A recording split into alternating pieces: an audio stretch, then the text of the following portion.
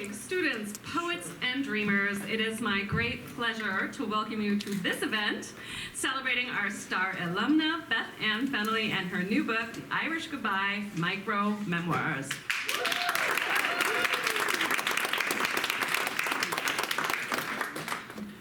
This event is a collaboration of the English Department, Creative Writing Program, Inspired Leadership Initiative, Global Catholic Research Initiative, and the Franco Institute for Liberal Arts and the Public Good. It is also a collaboration with Frankie's Tacos and the Hands Bookstore, so we thank you, Frankie and the bookstore staff, for your support. It is also a collaboration with Lake Michigan, who lent us her storied lake effect for an especially dramatic backdrop for tonight's festivities. I think spring will arrive in the middle of the reading, so thank you, Lake Michigan. Many or most of you will already know the arc of Beth Ann Fennelly's career. After making an extremely exceptional and propitious start of things with a BA from Notre Dame, where she graduated magna cum laude from the greatest department of them all, the English department. Beth Ann Fennelly got her MFA from Arkansas and went on to win a Wisconsin fellowship in hot dog, as she's some kind of writer. Poet laureate at Mississippi from 2016 to 2021. She is distinguished professor in the MFA program at the University of Mississippi, where she is a 4-time teaching award winner. She's received grants from the NEA, the United States Artists, the Academy of American Poets, a Fulbright to Brazil. Her work has won a Pushcart Prize and 3 times been included in the Best American Poetry series. Beth Ann has published 3 poetry books: Open House, Tender Hooks, and Unmentionables, a book of nonfiction, Great with Child, all published from Norton, a novel she co-authored with her husband Tom Franklin called The Tilted World, published by HarperCollins, and her 6th book, Heating and Cooling, 52 Micro-Memoirs from Norton, was named an Atlanta Journal-Constitution Best Book, a good reader's favorite for 2017, and the winner of the Housatonic Book Prize. But her new book is The Irish Goodbye, Micro-Memoirs.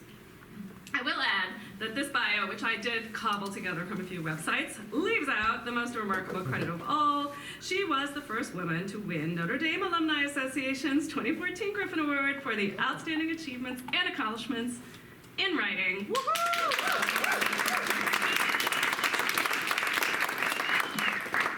Friends, the night is dark and full of dangers. But for once, there is justice in this world, for the starry and very heady nature of Beth Ann Fennelly's career is an apt reflection of the starry and very heady nature of Beth Ann's writing. Whether poetry, fiction, or micro-memoir, a form she has invented, described, and made her own, then given back to us, Beth Ann's work makes you worked up and woozy in the best way, like a too-sweet drink with a killer kick, the breeze from an open car window, and the songs from the radio drifting back to you in the back seat. These short pieces stay with you. Read them again, and their summer comes back. Of her writing, Beth Ann has said that her micro-memoirs should not be seen as fragments, but as very brief but complete. With typically mordant and affectionate wit, she has written about these micro-memoirs, quote, "I didn't want my micro-memoirs to be read as fragments. I wanted them to stand alone, each a small thing, but a complete thing. They shouldn't need elaboration or expansion. After all, you don't look at a hummingbird and think, wow, if I only had 100 of them, I'd have a crow." Like, why improve on that? I just quoted it instead of summarizing it. And indeed, as La Fennelly says, I found her short works to be complete, as a haiku is complete, containing in, say, 2 or 3 lines our exact planetary location in the universe, the seasonal tilt of light, the dampness of the weather by day and by night, the courtship rituals and distinctive costumes of its insects and other inmates. Except in Beth Ann's case, the insect inmate is the heart, its baffled but determined pumping, its beat, its steadiness and its fitfulness, its outrage and its exhaustion, its meat and its lightning, its privately radiant red, that is its robe of triumph, priestly vestment and workout clothes. The heart rides around in human form. The heart lies down at the foot of your grave or bed. The heart writes a poem, and the heart says, here, this is how you find me. Please join me in welcoming back to Notre Dame, Beth Ann Fennelly.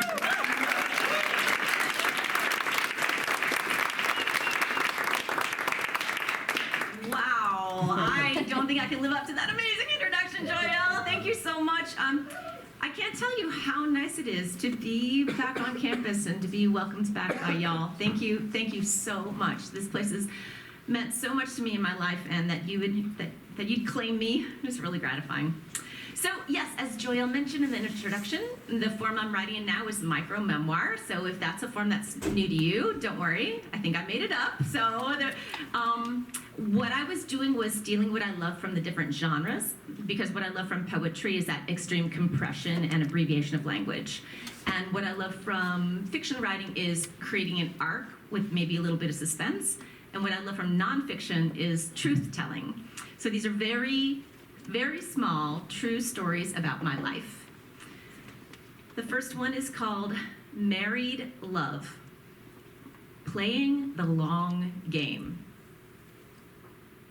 Even now, 3 years later, when she opens the drawer beside the stove for an oven mitt, she finds the oven mitts folded.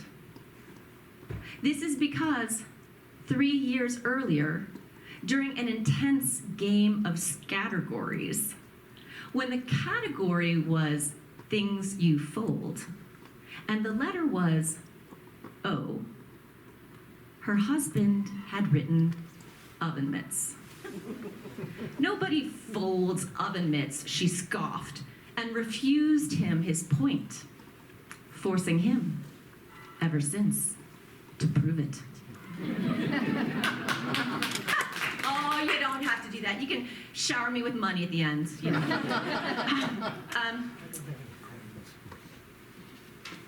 Lori Cornelius.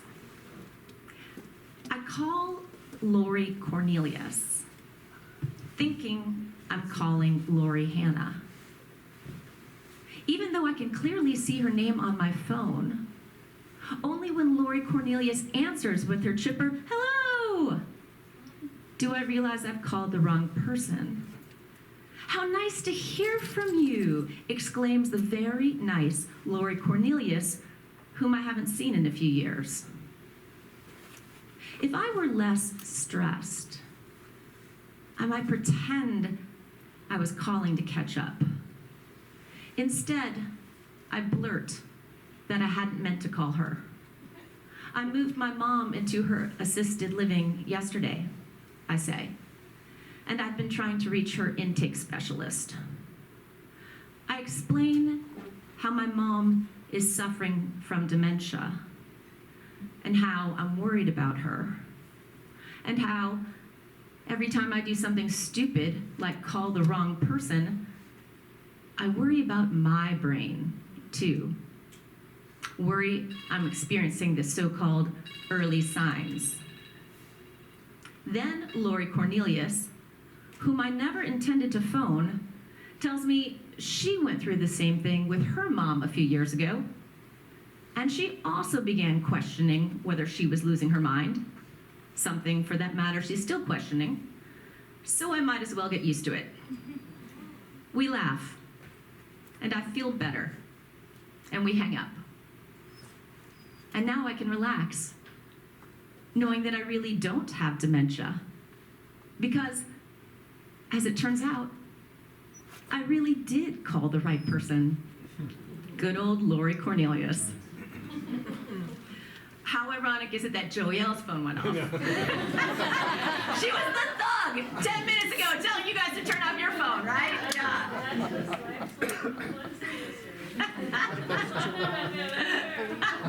I love it.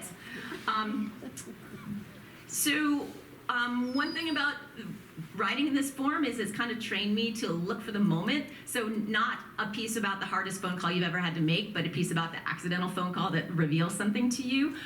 So writing, coming at things from an oblique angle, or just kind of being open to the experience. Another thing the form allows me to do is change tones a lot. So I'm changing tones a little bit with this piece. Two sisters, one thinner, one better dressed. When my sister and I would meet at her apartment before heading out to bars, I would always choose my clothes with care. I knew when I walked through her door, she would study me, especially if a few weeks or more had passed since we'd seen each other. Sisters are envious, sure, but we were also gathering information. We shared a likeness, so it was a way to test how we'd fare with a different outfit, a new haircut. She was often thinner than I was, but I had better style. Younger by 2 years, I was her leader only in fashion. I would often be wearing something she hadn't yet considered. She would ask me where I got it, and I would tell her, maybe showing off a little. Sometimes she'd want to try it on, and I would let her. Accessorize her, cuff her jeans, or angle the belt on her hips. If she asked, we'd swap outfits for the night. It was worth being the frumpier one to make her happy. I'm still aware of how I look when I visit her. We live in different states now, so it's not as often. But when I'm back in Illinois at our mom's house, I always end my run by visiting her. I stand panting in the grass at my sister's feet. I'm aware of how she sees me, huffing clouds from my lungs, my skin bright with sweat in my new running clothes.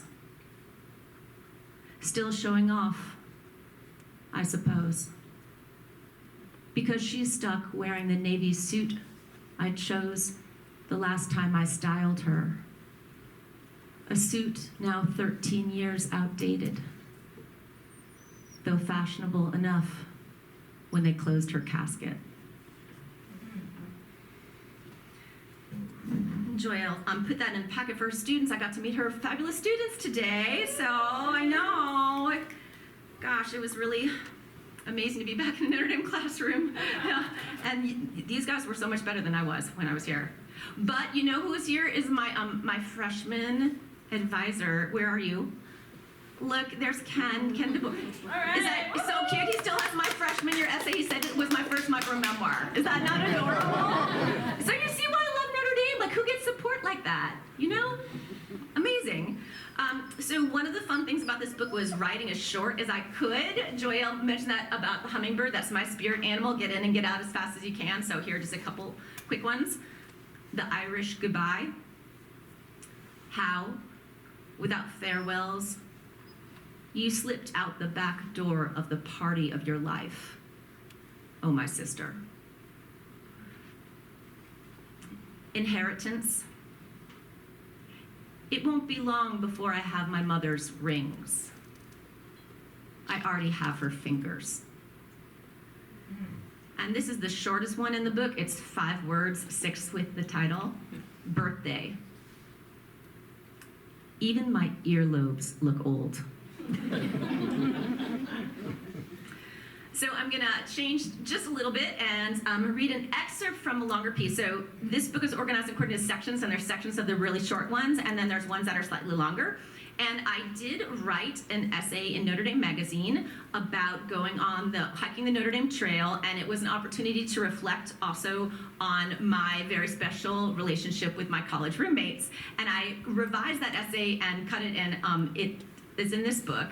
And you know, my friendship with them is one of the most important things in my life. And one of them, Carmen Lemnani, lives here, and I know Carmen, and Denise also has a house here. Denise Chabot Carcass. And then also last night we were sitting around having a glass of wine, and the door opened, and my roommate from Massachusetts, Laura, arrived to surprise us. It was so exciting. I know. Laura Hyman Hedgekovich. So I thought I would just read you a couple excerpts of this longer essay about my friendship with them. And the only thing I need you to know, referenced in the earlier part of this essay, is when I'm with them, I laugh a ton because they're all so funny, and we go back so long and we share so many references. And I laugh so much that this horrible, ugly vein appears on my forehead. I don't know why. It's crazy. It's probably happening right now. But it starts here, and then it branches out like a pitchfork and throbs when I laugh. It's insane. So we call it the devil vein because they bring out the devil in me. So that's referred to obliquely in here. So I'm reading just a little bit from 3 sections, I guess. When I'm on book tour, if they're within driving distance, they come. And oh, an auditorium with the roomies is an entirely sunnier place.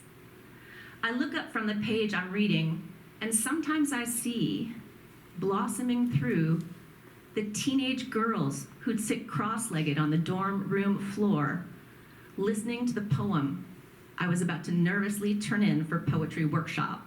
It's John Matthias's workshop. I wish he was here, but he's not in good health, but he was so important to me. If I tell you they are as beautiful to me now as they were then, you will say sentimentality clouds my vision. But it's worse than that, actually. I find them more beautiful. Intimacy is beautiful, and what's more intimate than being privy to a body's ripenings? The crow's feet, the laugh lines, age spots, reading glasses, scars, cesarean, hysterectomy, the one whose right hip aches because for years she carried a child there, the one whose back aches because she was almost killed in a car accident. Proof of life, proof of our lucky lives. 9. One of us lost a sibling. I said that already. What I didn't say, it was me, my sibling, my only, my Julie. She died without warning 9 years ago this month. Something shorted out in my brain when she died. I mean, on some neurological level, my thinking broke. Those days are mostly lost to me, though sometimes an image ruptures through so violently I live again in the dark hours of her death. But what I want to tell you is this. They came. The roomies came. They were with me at the funeral, and they were with me after. I reached for them the way a drowning woman reaches for a life raft. One way they kept me from going under was by bringing me laughter, which might sound strange, but everything was strange. I was a strange stranger. At one point, we were at my mom's house, and the roomies started ripping on Carmen's handbag.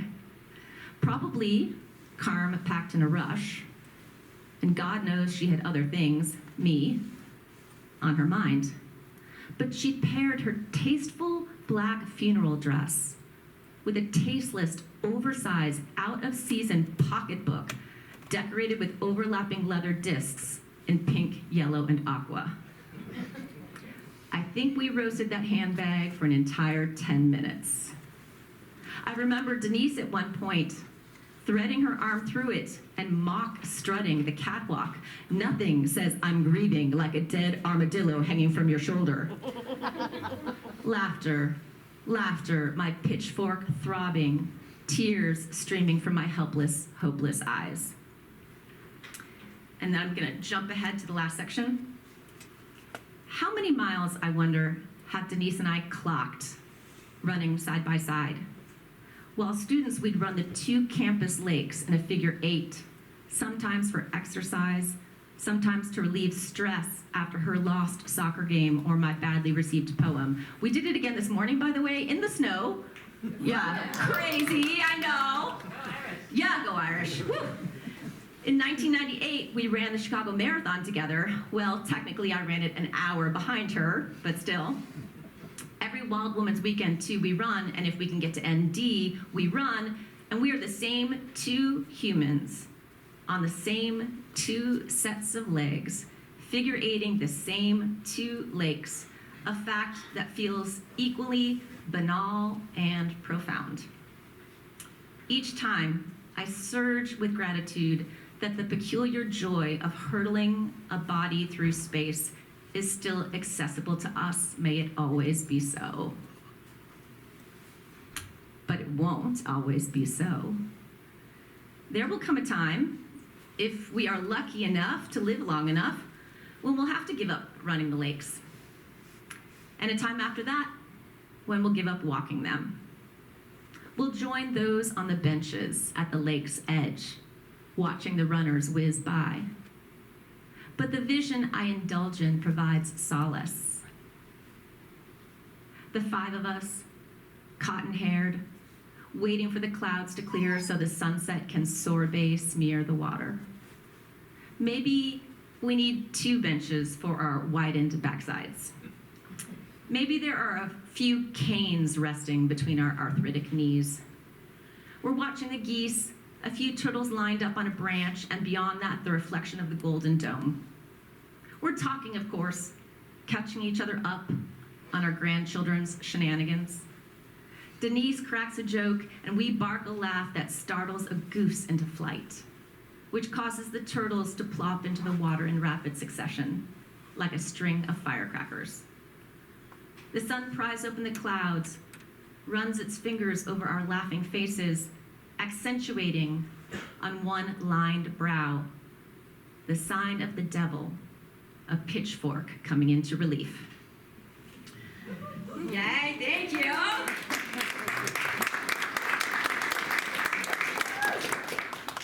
Okay, so I'm just going to read 2 more pieces, and then if you have any questions, I'm happy to take them. But I wanted to read a piece about my old college friend Lloyd, whose daughter is here. Is that so cute? I know. Like, I'm so old that my friends' kids are in college now here. But I love that. I love that. And this is about Lloyd. So this is the last piece, and then there's a little addendum follow-up piece. It's called Making Plans with Friends. In college, Lloyd was perfect boyfriend material. Sweet, smart, funny, handsome. But you never dated. No chemistry. Instead, you became friends. In those days, you were always buffeted about by love, alternating unsuitable boyfriends with unrequited crushes. Meanwhile, you watched your roommates happily pairing off. Your despair arose not so much from the prospect of being single forever as from the prospect of never having children. Even then, you stared at babies in the grocery store. Lloyd, meanwhile, was having his own bad luck in love. You'd commiserate, exchange war stories. Lloyd also wanted a family and was beginning to doubt its likelihood, which was crazy. Anyone could see he'd make a great husband and father. At some point, one of you, and now it's 35 years later, so neither of you can remember who, came up with the plan. You'd continue putting yourselves out there, sure, but if you were losers and loveless at 30, an age which seemed impossibly geriatric, you'd meet up and mess around until you had kids. You kept this plan from your roommates, but sometimes when you and Lloyd were alone, one of you would allude to it, and the other would grin. Of course, in time, you both found great spouses and had 3 kids apiece. But for years, the 2 of you, goal-oriented and type A, took comfort from the plan. And now, you have an updated plan. Again, kept from your roomies. For the past several years, you and Lloyd have watched Alzheimer's avalanche your mothers, have watched it bury them alive. When acquaintances ask how your mom is doing, you always say she's fine, because the truth is too ugly.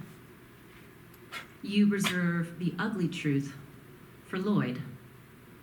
You commiserate, exchange war stories. When he phoned last month to say his mom had finally died, he had the grace not to be shocked when these words tumbled from your mouth. I'm jealous. All he said was, I know, honey. I know. So he remains your perfect collaborator. 100 times when talking about the drawn-out misery of these deaths, you vowed each other, not me, not like that. You've given serious consideration to alternatives, and both have communicated your preferences. Lloyd, gun. You, pills. But what if, when the time comes, his finger is too weak to pull the trigger? What if you can't count the pills or remember to swallow them? Relax. He understands the value of a plan. Your former future baby daddy turned current future murderer. He'll have figured out your dosage. You'll know how to shoot the gun. Okay, so this is the very last piece I'm going to read. It's connected to that piece. It's also in the married love sequence, which is a sequence that runs through the book. So this is the last thing, and then if you have a question, great. Married love, addendum to making plans with friends. You know it would never actually come to that, says your husband. Why not, you ask? You don't think Lloyd would murder me? It's not that. It's that, well, if you needed murdering, I'd be the one to murder you. Oh, sweetheart, you say? You could never murder me. You love me too much to murder me. No, your husband says, I love you so much that I would murder you. It would have to be me, with you, at the very end, murdering you. That's the most romantic thing you say, and mean it. And then you both laugh for a long time. Thank you!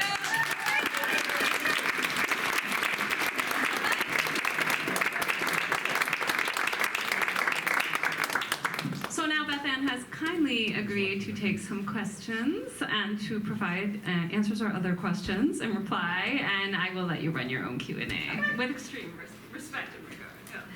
Yeah. Questions? Pop up. Yeah. It's also getting close to happy hour, so if the move is just to, disperse, like that does not hurt my feelings. But if That's someone true. does have a question, I'm also happy to answer it. Yeah. So we can Snacks and move on to books. Are we in more of a snacks and books kind of frame now? Oh, Dolly, I you reading? have a question. Okay, go ahead. So, did Lloyd's daughter know you were going to read that? Did you know I was going to read that? No, But Lloyd made you come, right? You had no choice in the matter. He's gonna not pay your tuition if you don't come. Is that pretty much what happened? Yeah, pretty much, yeah. Yeah, so I wish he were here, but he's coming on Friday. But I wish he was here, because I love him and I miss him. Go ahead, Dave.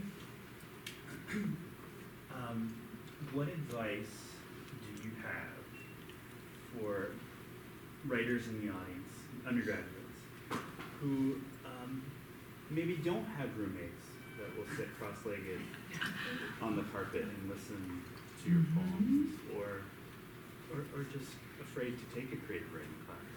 Yeah, so I think that's a situation where if you don't have community, you have to build a community. So what I would say to one of those students is take the great risk of being vulnerable and, reach out to people like in any class. Or do you write? Do you want to form a writers group? I mean, we used to, put flyers in the elevators. Remember those days, girls? Yeah, like what do you guys do now? Like text, groups, group me, is that what you do? Yeah, so I would just tell them find your people and be open to this hard thing of sharing your work. It gets easier. The first time you share, it's so hard.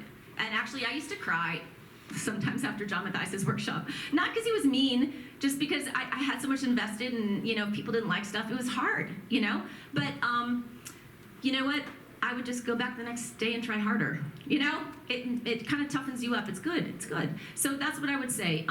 If you there's no way to get over being scared except by doing the hard thing. So do the hard thing. That's what I would say. Go ahead. So, in the micro-memoir, on its own, Yes. has its own meaning. How about does some of the meaning also reside in the whole thing together? In other words, like looking at the book as a whole, does some of the meaning depend upon that larger picture of you and your persona? I do want each piece to stand alone as itself, even if it's 5 words, I want it to be its own thing. But I would say I hope that someone who reads the book from beginning to end experiences a little bit of that novelistic pleasure of seeing a character come up more than once.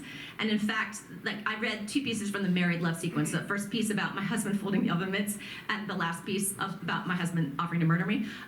Those are from this series called Married Love that I started in the previous book that Ham's Notre Dame bookstore kindly has for sale. It's called Heating and Cooling.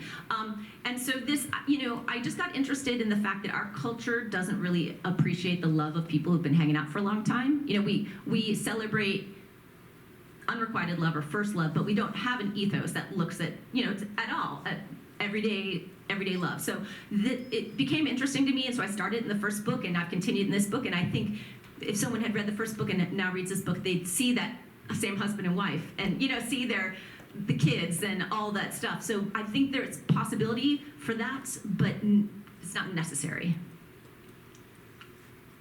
Go ahead, Lou Nani. So Best known as husband of a roomie. Yeah. So you have all of your works, or a lot of your works, over here for sale, and I was looking at A Tilted World, the novel that you wrote together with your husband, Yes. Tommy Franklin, and I was just wondering, I can't imagine that this would be a good marital advice to write a novel together.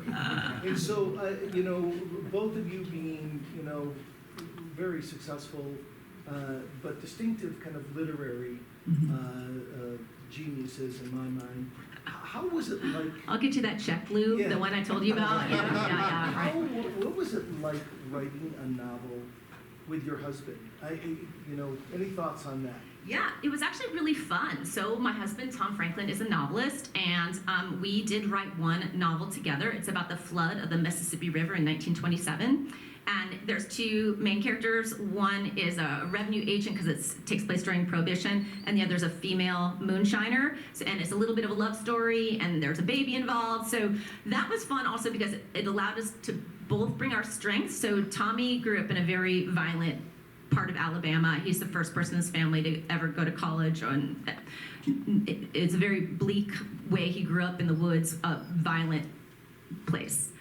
He is a very gentle person, but he writes about violence. I think he has to come to understand it through his words. Meanwhile, I really like relationships, and so we were both able to bring, because the flood of the Mississippi River in 27 was a really violent and dangerous time for America, but our characters end up having a, romance, and so we both got to bring our strengths. It was fun. It was fun to work with him. It was fun to go out on book tour because it was like a honeymoon that someone was paying for. You know what I mean? But people keep asking us if we're going to do it again, and you'd think we would because it was so much fun.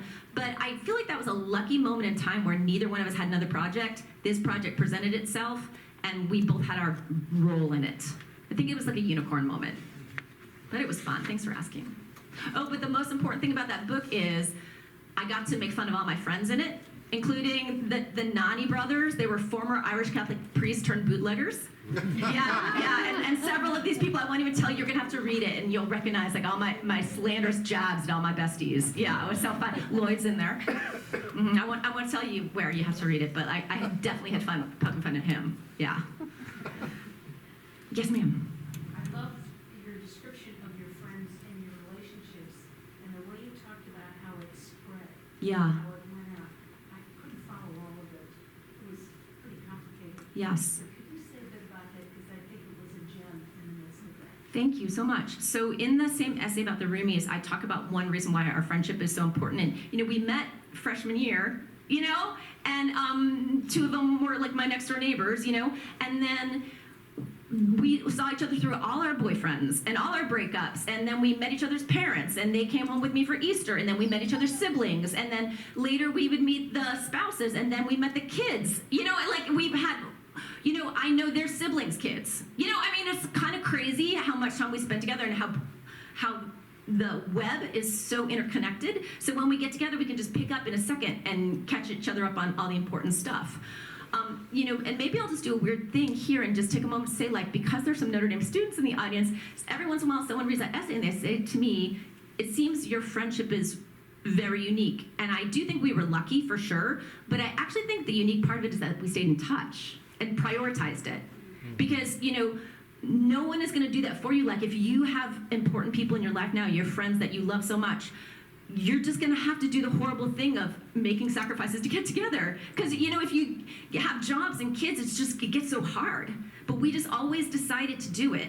You know, we've gotten together despite people, you know, like, I missed an anniversary one time. Whoops, you know, not really, my husband got it. But like, we just committed to being with each other, hopefully once a year, in person. And that's why I have this wealth in my life. That's why. Not because I was lucky enough to meet them. It's because I was lucky enough to keep meeting them.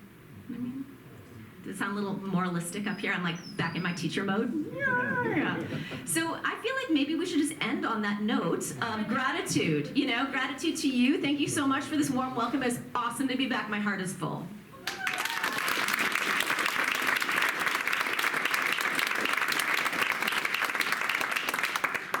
If you haven't done so yet, please check out the wares over here, these excellent books, and support the bookstore and support Beth Ann, and I'll also eat some snacks. Thank you.